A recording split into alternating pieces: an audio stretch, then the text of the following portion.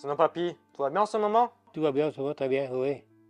Il y a ici une jeune fille qui s'occupe de moi ici, et elle est bien gentille. Ah bon, une nouvelle? Oui, oui, c'est une toute petite nouvelle, oui. Elle s'appelle comment? Imen. Ah ouais, elle est bien gentille, elle s'occupe bien de moi.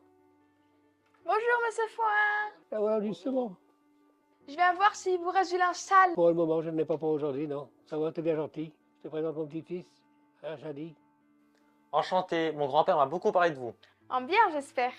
Oui, oui, il m'a dit que vous vous occupez très bien de lui. Oui, il est très gentil, je l'aime beaucoup.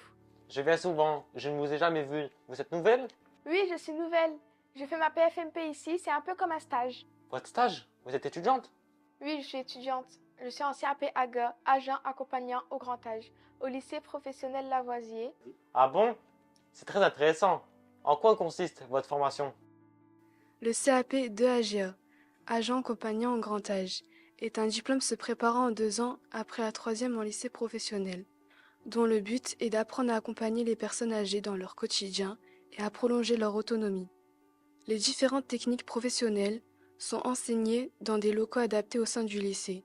L'accompagnement des personnes âgées dans leurs déplacements, l'entretien du linge des résidents ou encore les techniques de bio-nettoyage, comme par exemple utiliser une autolaveuse ou savoir désinfecter une chambre du sol au plafond, en utilisant les bons produits. Nous travaillons avec les personnes fragiles, l'hygiène est primordiale, et tout ce que nous apprenons en cours, nous l'appliquons en PFMP.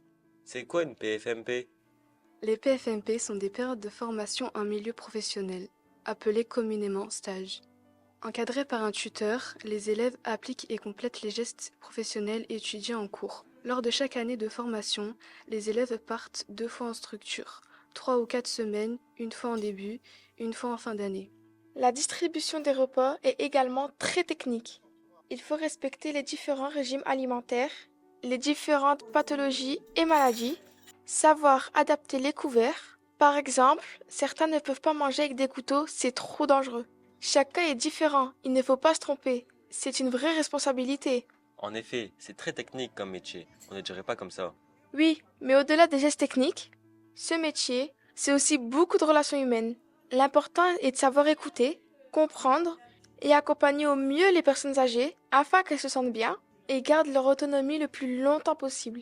Afin de rendre encore plus concrète la formation, toutes les 2 semaines, les cours d'enseignement professionnel sont dispensés directement en EHPAD lors de TP déplacés. Ah oui, c'est mon cours préféré, surtout quand on fait de l'animation. J'adore voir sourire les résidents. Mais il n'y a plus de matière générale en CAP? En CAP, il y a beaucoup de pratiques, mais il y a aussi des matières générales. Les enseignants travaillent sous forme de projets et essayent d'adapter au maximum le contenu à la filière. Comme par exemple, en chimie, les élèves étudient la composition des produits d'entretien et comment les utiliser sans danger. Ou comme en français, lorsque nous nous mettons dans la peau des personnes âgées, lors d'ateliers théâtre. Ce qui est bien dans le CAP, c'est que nous sommes évalués en cours de formation. Nous passons les examens lorsque nous sommes prêts.